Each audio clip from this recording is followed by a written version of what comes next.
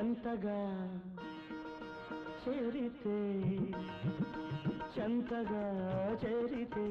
వింతగా ఉన్నదా మెత్తగా తాకితే కొత్తగా ఉన్నదా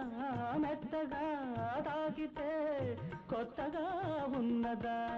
నిన్న కలగా ఉన్నది నేడు నిజమవుతున్నది నిన్న కలగా ఉన్నది